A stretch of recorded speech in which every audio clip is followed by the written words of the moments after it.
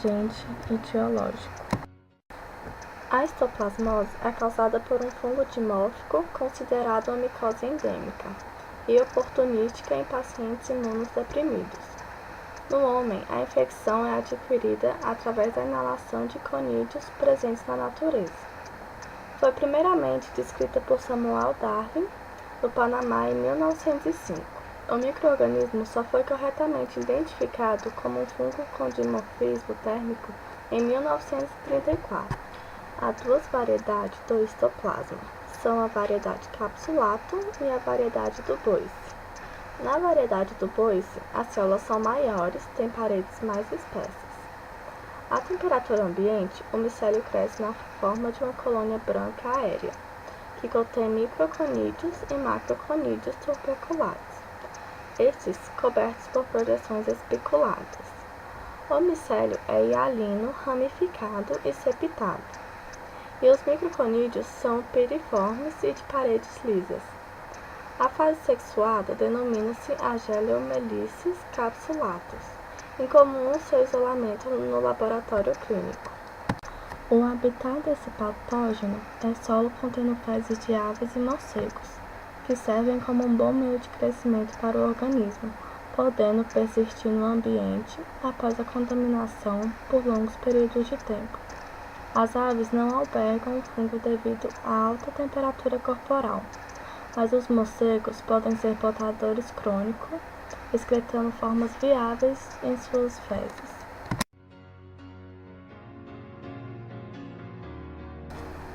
Epidemiologia. A histoplasmose é amplamente distribuída no continente americano. Casos também têm sido descritos na África, onde há duas variedades, capsulatum e do Boyce, e no sudoeste asiático. Raramente tem sido diagnosticada na Europa, à exceção da Itália, onde poucos casos foram observados. No Brasil, epidemias de histoplasmose aguda têm ocorrido em áreas endêmicas e não endêmicas, após a exposição de ambientes contaminados como o fungo, particularmente cavernas onde habitam morcegos, galinheiros, telhados de casa abandonada e etc.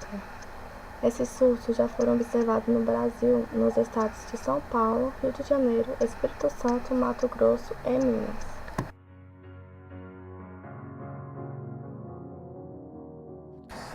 Patogênese.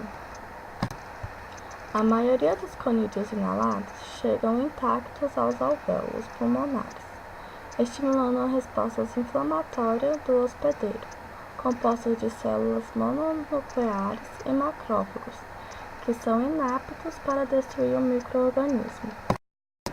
O histoplasma capsulatum multiplica-se no interior das células do sistema macrofágico linfóide e, a partir dos pulmões, ganha os linfonodos parailares e mediastinais, e depois da circulação sistêmica, produzindo focos inflamatórios em outros órgãos como baço e medula óssea. Após a segunda ou a terceira semana do início da infecção, desenvolve-se uma resposta celular do tipo TH1, que irá produzir citocinas que ativam os macrófagos, os quais adquirem a capacidade de lisar as leveduras intracelulares do histoplasma capsulatum. Essa resposta promove a formação de granulomas epitelioides com células gigantes e necrose caseosa, que posteriormente fibrosam e calcificam. Anticorpos específicos também são produzidos no soro dos pacientes. Esse tipo de resposta imune leva à cura da infecção primária. Nesse estado, as pessoas se tornam muito resistentes a novas reinfecções, que excepcionalmente acontecem. O histoplasma capsulatum pode ser considerado um dos patógenos oportunistas mais importantes do homem. Pacientes com imunodeficiência podem desenvolver quadros graves de histoplasmose disseminada, resultante da recrudescência de infecções latentes e menos frequentes, de reexposições ao micro-organismo em áreas hiperendêmicas. A forma clínica, portanto, apresentada pelos indivíduos que se infectam está na dependência da resposta imune, embora o tamanho do inóculo inalado também tenha sua importância. formas disseminadas da micose mostram uma resposta imune do tipo TH2 que produzem citocinas do tipo IL-4, IL-5 e IL-10, que são inibidoras da resposta protetora TH1. Nesse caso, os granulomas são mal formados ou não se formam. A grande proliferação de macrófagos nos tecidos, a prova cutânea da histoplasmina é negativa. Os títulos de anticorpos são elevados e o curso da doença é agudo e grave. Quadro clínico. A maioria das infecções causadas pelo histoplasma capsulatum é assintomática ou subclínica. Os casos sintomáticos se manifestam comumente como infecções autolimitadas do trato respiratório, como infecção pulmonar aguda. Em indivíduos tabagistas com mais de 50 anos de idade, portadores de doença pulmonar crônica obstrutiva, a doença pode progredir levando a uma histoplasmose pulmonar crônica. Também há infecções disseminadas, as lesões cutâneas, que são muito frequentes nos casos de histoplasmose diagnosticados na América do Sul, podendo ocorrer em até metade dos casos diagnosticados. São polimorfas e se apresentam sob forma de pápulas, nódulos, ulcerações e lesões mucoscoides, localizadas ou ulceradas. Lesões mucosas ulceradas podem ocorrer em até 1/3 dos casos.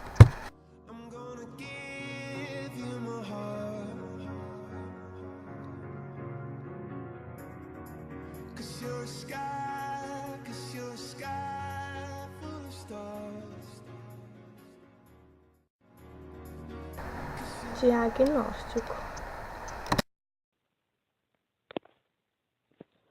O diagnóstico da histoplasmose baseia-se no encontro do fungo em secreções e ou tecidos e nas reações sorológicas específicas. Para os casos de histoplasmose pulmonar aguda, a história de exposição a locais possivelmente contaminadas é peça fundamental para o diagnóstico. Na ausência deste dado epidemiológico, a sorologia pode confirmar este diagnóstico, uma vez que o achado do fungo é excepcional nas secreções respiratórias nesta fase. As culturas raramente mostram positividade na forma aguda. Na histoplasmose pulmonar crônica, as culturas de escarro obtidas por coleta habitual ou por broncoscopia podem demonstrar crescimento do fungo, geralmente dentro de 2 semanas. A histopatologia é outra forma segura de realizar o diagnóstico da histoplasmose. Biópsias de pele ou mucosas, pulmão, medula óssea, fígado, linfonodos e intestinos demonstram a presença de granulomas epitelioides de aspecto sarcoide, onde os micro-organismos podem ser vistos no interior das células fagocíticas. A terapêutica da histoplasmose varia de acordo com a síndrome clínica e o estado imune do hospedeiro.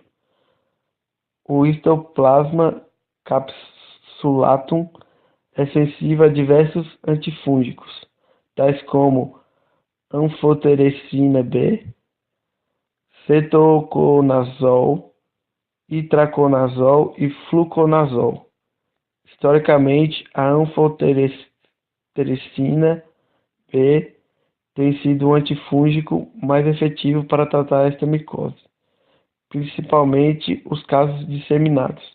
Nos últimos anos, entretanto, vários estudos têm demonstrado a eficácia dos derivados tiazólicos nessa infecção fúngica, inclusive nas formas disseminadas. Tratamento. A terapêutica da histoplasmose varia de acordo com a síndrome clínica e o estado imune do hospedeiro. O histoplasma capsulatum é sensível a diversos antifúngicos, tais como anfotericina B, cetoconazol, itraconazol e fluconazol.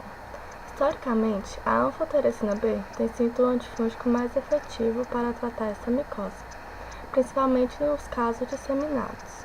Nos últimos anos, entretanto, vários estudos têm demonstrado a eficácia dos derivados de tiazólicos nessa infecção fúngica, inclusive nas formas disseminadas.